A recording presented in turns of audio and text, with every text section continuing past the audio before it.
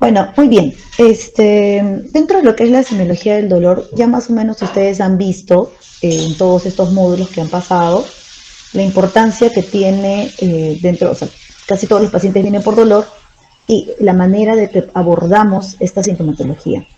Entonces, acá les he puesto como para comenzar, digamos, la definición del latín dolore, que es la expresión del malestar físico o mental, ya sea por una causa interna o externa. Es una vivencia individual, condicionada tanto por los factores fisiológicos como psicosociales y vivenciales. Por eso es tan subjetivo. Es una experiencia única en la que todo médico deberá aplicar su criterio y experiencia. Algo que me puede causar dolor a mí, no necesariamente le puede causar dolor a otra persona. Y al revés, ¿no? Entonces acá, por ejemplo, le dice el amigo de Condorito, ¿no? Hola, Condorito, ¿te pasa algo? Ay, mejor no pregunte, me duele. Se te ve muy enfermo. ¿Qué te ocurre? Es que me duele, jefe. Así como estás, lo mejor será que te vayas a tu casa, pero antes debes ver a un médico de la empresa. Entonces va el médico y le dice, ese dolor es pungitivo, pulsátil o terebrante. No sé, doctor, me duele nada más, como siempre. Siempre pasa lo mismo. Bueno, ¿y qué es lo que te duele tanto? Y cuando ahorita responde, me duele tener que venir a trabajar. O sea, en realidad la semiología del dolor debe ser muy precisa. Nosotros siempre preguntamos, ¿no? ¿Y cómo te duele? ¿Dónde te duele? Pero es importante que le den ejemplos al paciente de cómo le duele, porque el paciente no va a venir y les va a decir a ustedes, tengo un dolor tipo pulsátil en el hipocondrio derecho. No, nosotros vamos a tener que sacarle la información poco a poco. Dentro de la naturaleza del dolor, los estímulos causantes del dolor van a ser llamados noxas y son detectados por receptores sensoriales específicos, los nociceptores. Estos nociceptores son identificados como fibra C y fibra A hasta la delta. Nociceptores son terminaciones nerviosas libres con cuerpos celulares en los ganglios de las raíces dorsales con terminación en el asta dorsal de la médula espinal. El Doctora, daño disculpe, tisular. se quedó en la primera diapositiva. Ay, ¿ahí pasó? No. No, ahora sí, doctora. ¿Ahora sí? Ah, ok. Gracias por avisar. Entonces, daño tisular causa la liberación de numerosos agentes químicos como leucotrienos, bradykininas, serotonina, histamina, iones de potasio, ácidos, acetilcolina, entre otros. Y estos agentes son importantes factores en el desarrollo del dolor continuo después de una injuria aguda. Y las prostaglandinas son los mediadores locales o cofactores que aumentan la sensibilidad de las terminaciones nerviosas libres.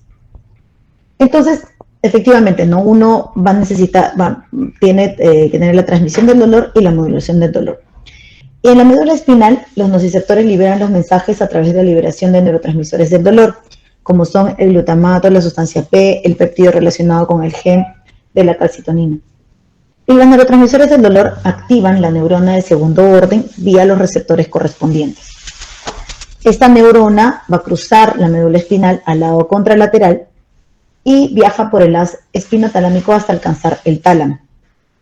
Y en el tálamo se activa la neurona de tercer orden y viaja a la corteza somatosensorial.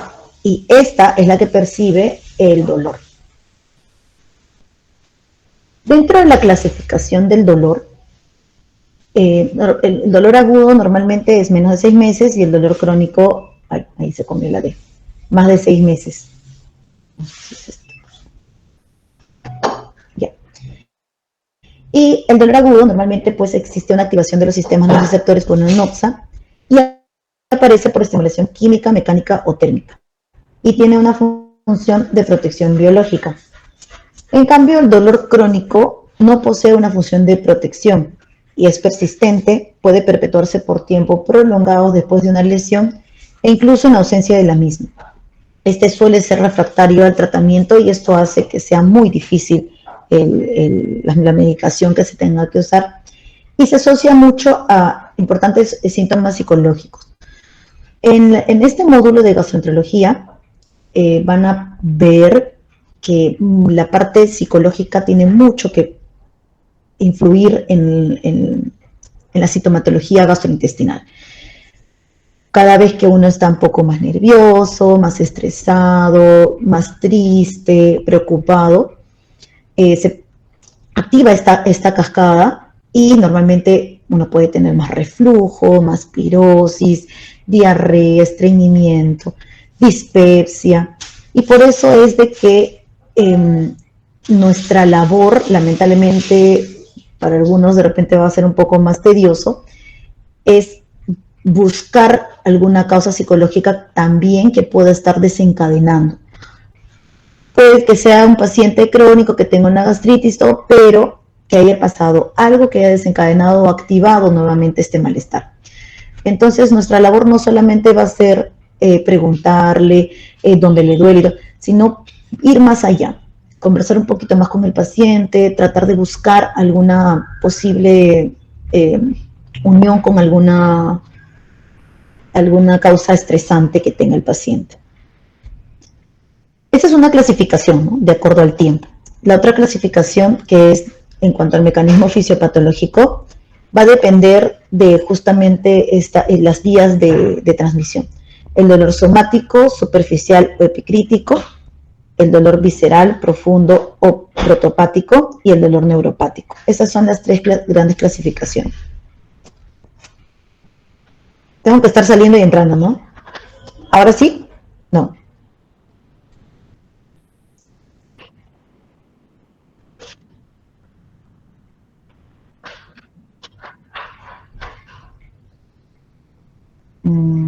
¿Cómo lo pongo así? ¿Cómo hago eso?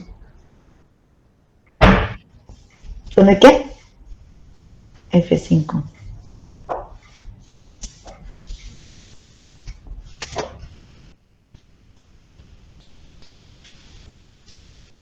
¿Ahí? No.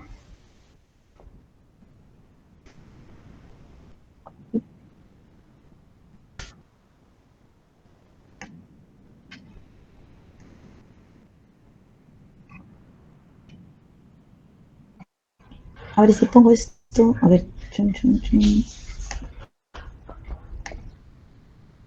No, eso no es. Cuando pongo compartir, es mejor que ponga toda la pantalla, una ventana o una pestaña.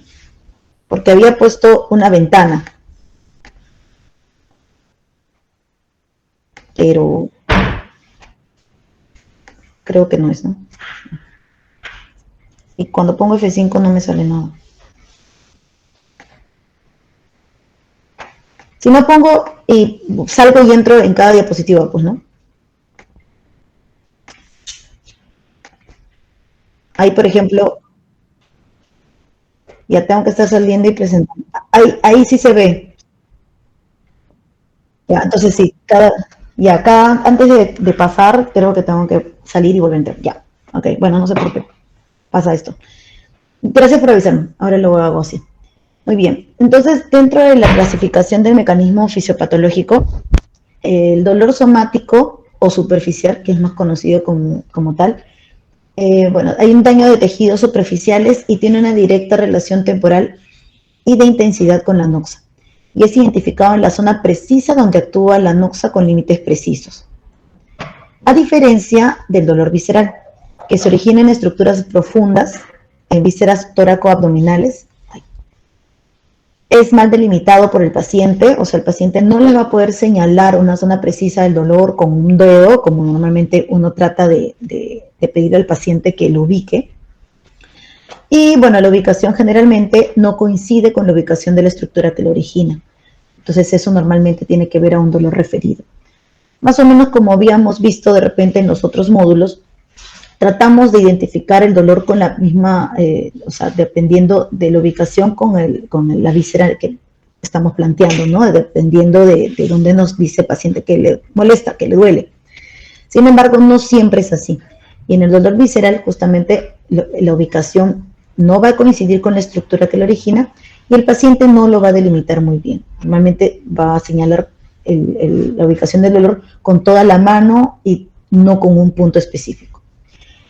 Y en el dolor neuropático tiene características especiales generado por la lesión de vías nerviosas, periféricas o centrales. Y las dos ejemplos comunes son la sección del nervio en un muñón de amputación, que es el dolor fantasma, que de repente lo han oído o lo han leído, que son pacientes que, por ejemplo, son amputados y a pesar de que ya no tiene, por ejemplo, el miembro inferior izquierdo, de repente por alguna neuropatía diabética, alguna lesión que ha tenido y se le ha tenido que amputar, a pesar de que ya no existe el miembro, existe dolor. Y eso se le llama dolor fantasma. Porque, claro, hay una característica especial en esta lesión de las vías nerviosas que todavía permite que el paciente presente dolor. Y la inaparente, que normalmente el ejemplo también común es la neuralgia del trigémico. Bueno, que eso lo vamos a ver más adelante en neuro, ¿no? En la sección neuro. Ahí sí pasó, ¿no? ¿La diapo? Sí, doctora. Ya, sí, tengo que hacer. Ok. Entonces, en la parte abdominal, lo que más vamos a ver es el dolor superficial y el dolor profundo. No tanto el neuropático, pero en algunas situaciones sí, ¿no? Como por ejemplo en los pacientes que han tenido herpes zóster y que normalmente si es que no revisamos al paciente no nos vamos a dar cuenta que tiene esas vesículas y va a presentar de acuerdo a la ubicación de estas vesículas, normalmente de acuerdo al dermatoma, en hipocondrio derecho, por ejemplo, ¿no? O en la región submamaria. Entonces, ese tipo de dolor lo vamos a dejar a un costadito porque no es muy común y nos vamos a centrar un poquito más en el dolor superficial o somático y en el profundo o visceral.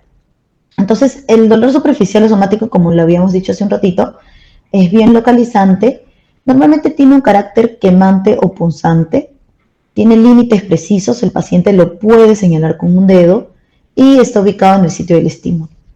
En cambio, el dolor visceral tiene una localización difusa, carácter vago, el paciente no va a poder referir exactamente qué es lo que siente, ¿no? Si es como tipo retorcijón, no va a poder describirlo.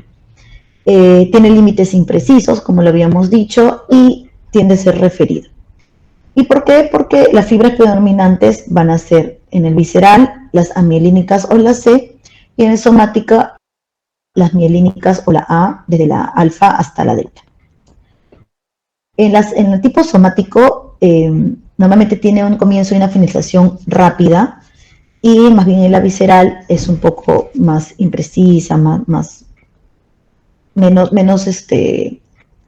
determinada. Los límites también, como ya lo habíamos dicho, son imprecisos en el visceral y precisos en el somático. Y los mecanismos generadores, normalmente en el somático van a ser traumatismos, temperaturas extremas o inflamación. Y en el visceral, distensión, isquemia o inflamación.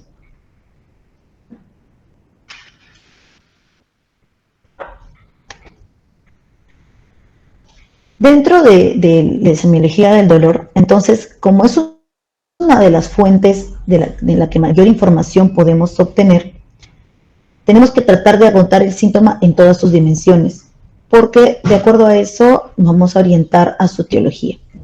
Entonces, lo primero que tenemos que preguntar es, obviamente, ¿dónde? ¿No? Si me duele el abdomen, o bueno, como dicen los pacientes, la barriga. Ok, ¿y dónde? Entonces, la ubicación y la irradiación nos va a orientar a un origen. El dolor abdominal normalmente tiene origen en sus estructuras abdominales, pero en ciertos casos podría tener origen, por ejemplo, en el tórax, por ejemplo, una neumonía basal. Entonces, esta referencia que va a ayudarse de acuerdo a la sintomatología. Si el paciente viene con tos, con fiebre y le duele el abdomen, pero a ese lado uno la ausculta porque el examen debe ser completo, escucha crepitantes, ok, de repente el dolor que tiene debe ser referido. Palpa el abdomen, ok, le duele, sin embargo, no necesariamente el dolor va a provenir de órganos del abdomen. Ubicaciones e irradiaciones clásicas, es importante definir, por ejemplo, ok, el paciente viene con el dolor en hipocondrio derecho, chévere, pero ustedes no se pueden quedar ahí. ¿Y el dolor se mueve a algún lado? Sí, se mueve hacia atrás, se mueve hacia el epigastrio, ha comenzado acá y ahora ya no me duele en el hipocondrio derecho, sino solamente me duele en el epigastrio. Ver migración no es lo mismo que ver irradiación. Migración es cuando hay un cambio de la ubicación. O sea, ya no me duele en el sitio original de aparición y me duele ahora en otro lado, de repente en otro cuadrante, pero irradiación es cuando persiste todavía en el mismo lugar y además se agrega otro. Como comentábamos, entonces si es que hay en tórax, tenemos que sospechar, ¿no? Pleuropulmonar, coronario, aórtico, esofágico. Si es en el abdomen, tratar de definir si es somático visceral. Y si es lumbar, lumbalgias, afecciones genitourinarias, gastrointestinal, retroperitoneal. Entonces, dentro de todas las características del tracto gastrointestinal, vamos a poder tener dolor torácico, abdominal y lumbar, no necesariamente solo abdominal. Dentro de la localización, existen dos clasificaciones, ¿no? Acá no puse la... Ok, esta es una que es de los 4 cuadrantes, que es el cuadrante superior derecho, el cuadrante superior izquierdo, el cuadrante inferior derecho, el cuadrante inferior izquierdo.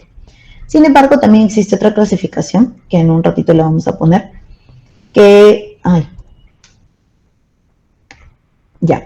que nos va a dividir en 9 cuadrantes. ¿Cuál es la que más se usa? El de 9 cuadrantes. Sin embargo, las dos son válidas. Esta, la de 4 cuadrantes, básicamente nos va a ayudar a definir de dónde puede provenir el dolor. El cuadrante superior derecho puede provenir de una colecitis aguda, de un cólico biliar, de una hepatitis aguda, absceso hepático, una hepatomegalia por insuficiencia cardíaca, lo que llamamos cirrosis cardíaca, úlcera duodenal perforada, una pancreatitis, apendicitis retrocecal. No, no siempre las apendicitis van a ser solamente en el cuadrante inferior derecho, sino dependiendo de la ubicación, como las retrocecales o las embarazadas, va a ascender. Herpes zóster, como comentábamos, el síndrome coronario agudo, dependiendo si es que es de cara posterior, neumonía basal derecha también. En el cuadrante superior izquierdo son un poco de menos patologías, pancreatitis aguda, síndrome coronario también, o neumonía basal, esplenomegalia, ruptura o infarto de vaso, úlceras gástricas o gastritis o perforación del colon. En el cuadrante inferior derecho vamos a tener las apendicitis agudas, la diverticulitis de Meckel, diverticulitis secal, enteritis regional, vólvulo secal, que es una causa de obstrucción intestinal, fisura del aneurisma de la aorta, quistes ováricos, enfermedad pélvica inflamatoria. Ojo que en los cuadrantes inferiores, tanto derecho como izquierdo, efectivamente vamos a requerir de información extra en las mujeres, más que todo, ¿no? En las pacientes femeninas que tenemos, porque pueden haber embarazos ectópicos o enfermedad pélvica inflamatoria. Entonces, en esos casos nos va a convenir mucho ser bien ajuiciosos en preguntar fecha última regla, en preguntar embarazos, en preguntar con qué se cuida, si es que no se cuida y tiene relaciones de riesgo, para poder también identificar si es que hay flujo vaginal, etc. Hernia encarcerada. En los pacientes varones, torsión testicular va a depender mucho también de la semiología del dolor, y globo vesical en ambos casos, ¿no? En el cuadrante inferior izquierdo, a la cabeza, la diverticulitis, ¿no? Que es la inflamación de los divertículos que pueden aparecer. Más que todo aparecen más en el escolon sigmoides, que está justamente en el cuadrante inferior izquierdo, y puede extenderse en todo el abdomen, pero a predominio siempre de cuadrante inferior izquierdo. Aneurisma de la aorta, quistes ováricos, enfermedades pélvicas inflamatorias, embarazo ectópico, bastante parecido a lo del cuadrante inferior derecho, pero obviamente no apendicitis porque está al otro lado, más bien a la cabeza diverticulitis. Las pacientes que mencionan que presentan dolor tipo difuso, tenemos que tener cuidado porque muchas veces ahora que se ha puesto súper de moda esto de estar preguntando por WhatsApp, que las teleconsultas y todo eso, hay que tener mucho cuidado con el tipo de dolor abdominal.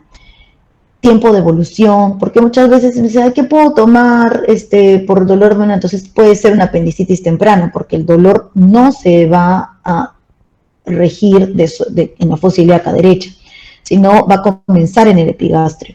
Entonces puede simular cualquier otra cosa. Y ahí es donde nos va a importar mucho los síntomas agravantes y los síntomas que pueden estar unidos al dolor, ¿no? Aparte del dolor me refiero a náuseas, vómitos, diarrea, etc. También pueden ser gastroenteritis, porfiria, intoxicaciones, pancreatitis, enfermedad colon irritable. Entonces hay que tener mucho cuidado con los dolores tipo difuso.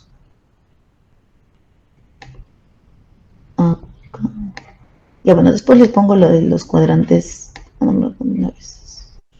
Esta es la clasificación de los cuadrantes, ¿no?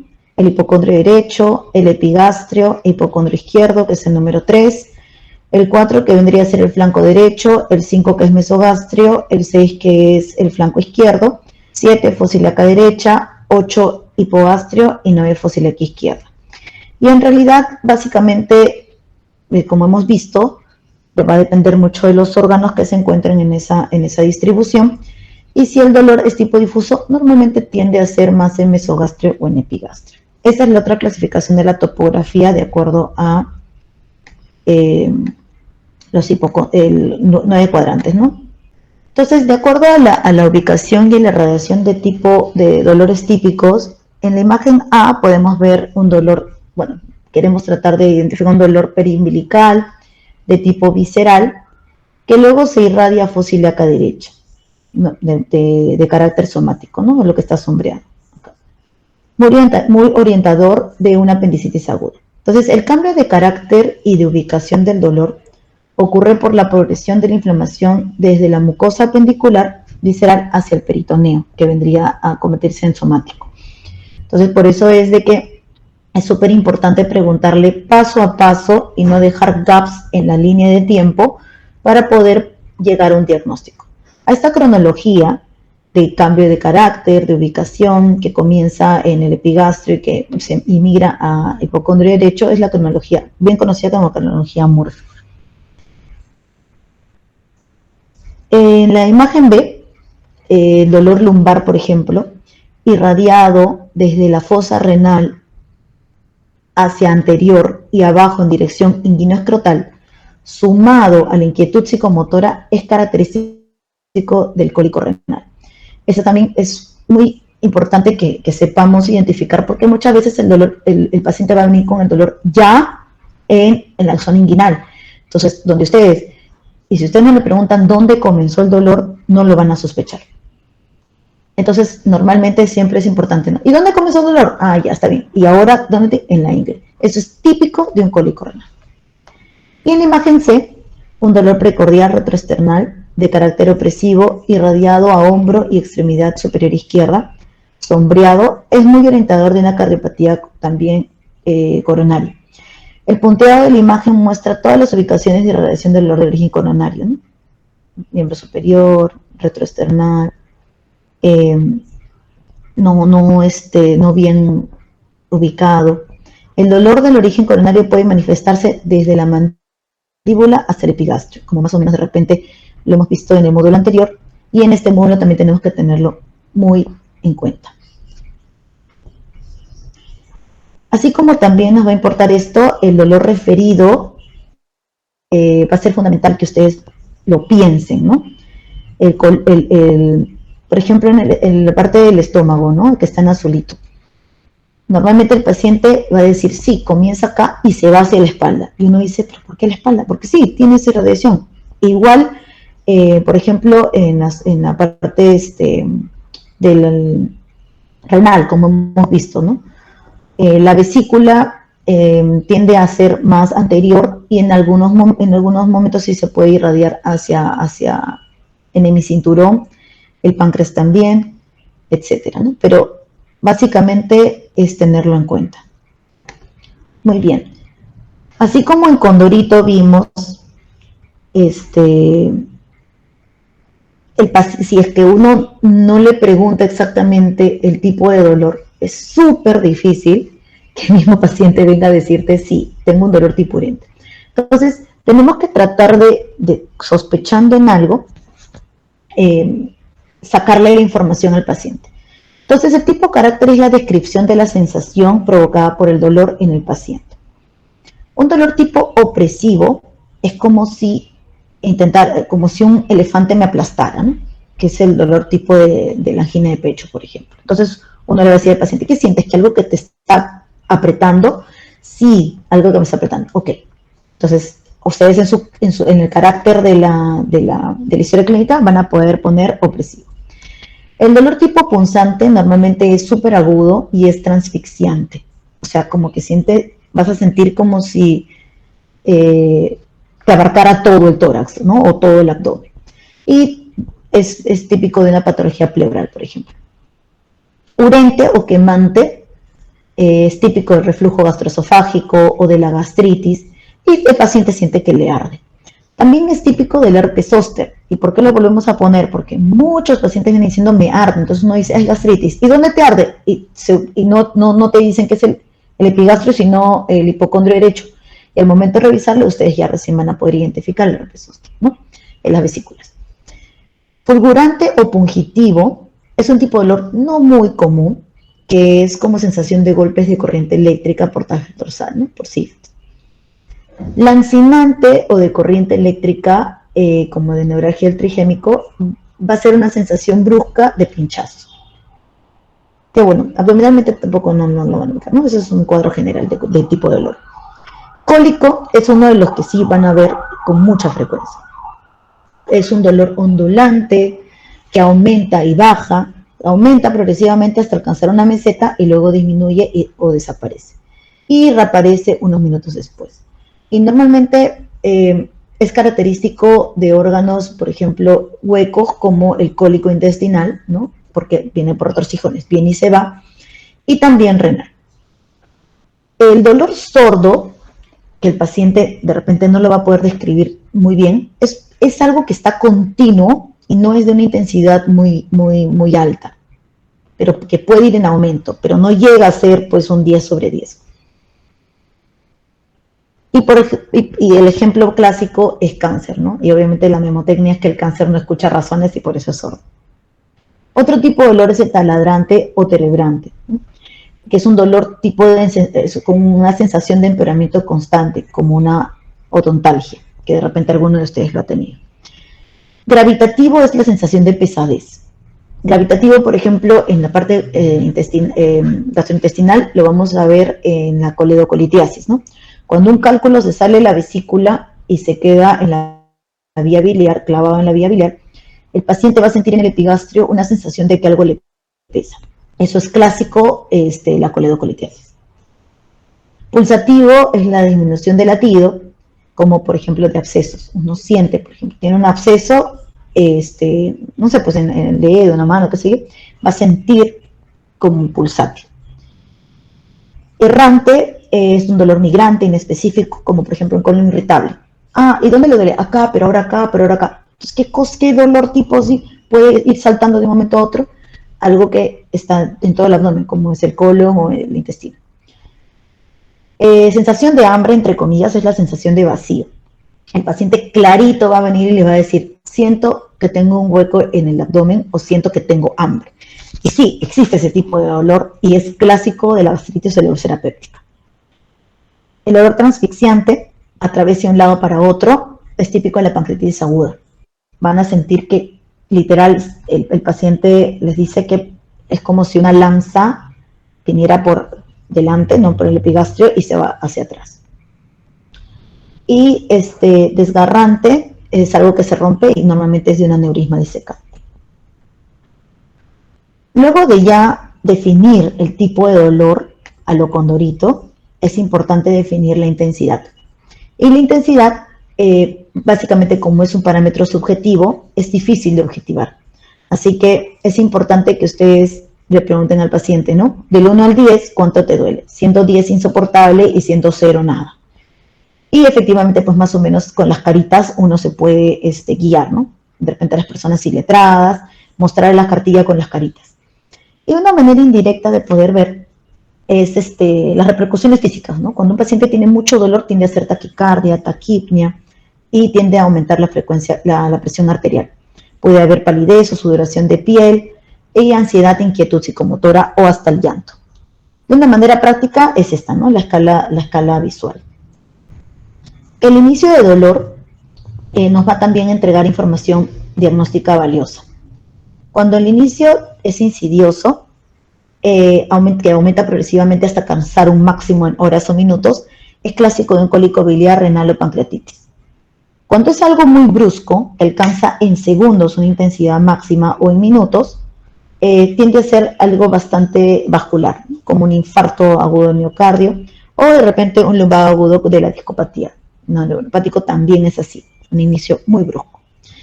Y el inicio súbito, que ya alcanza desde el comienzo la intensidad máxima, suele ser de gran intensidad, brutal y persistente, como una disección de la aorta o una ruptura de vísceras huecas de un aneurisma cerebral.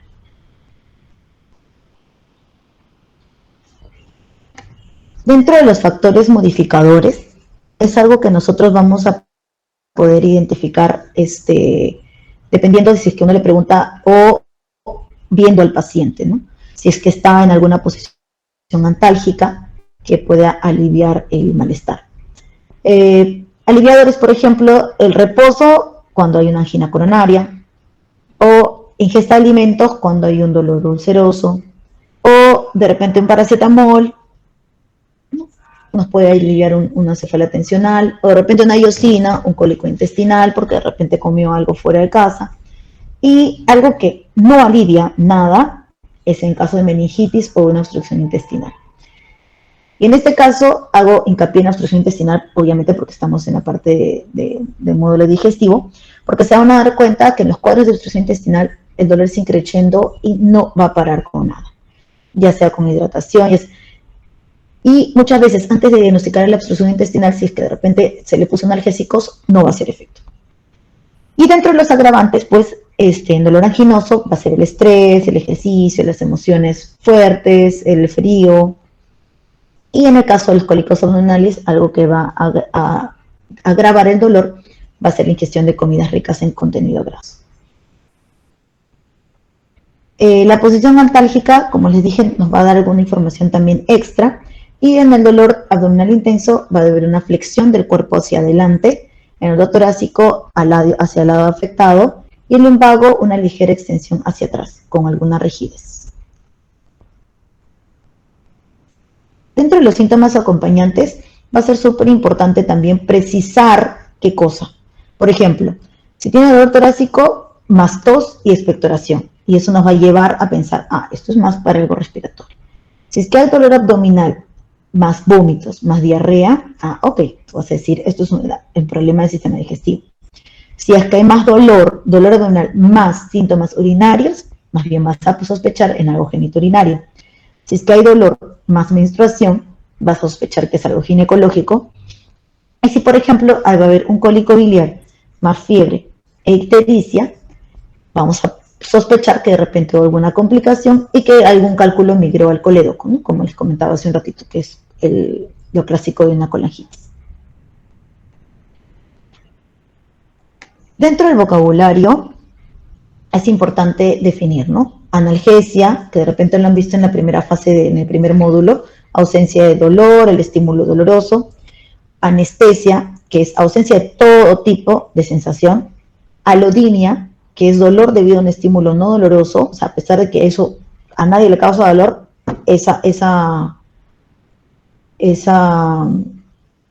no sé, pues que le pasen un papelito sobre la piel les va a causar dolor. Hiperestesia, que es la sensibilidad aumentada ante estímulos. Hipoestesia, que es más bien la disminuida.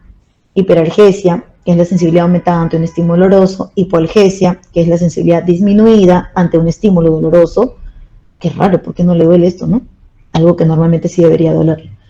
Umbral de dolor, que es el estímulo mínimo con el que aparece el dolor, en cada persona es distinto. Y tolerancia al dolor, que es el nivel máximo de dolor que el paciente puede tolerar.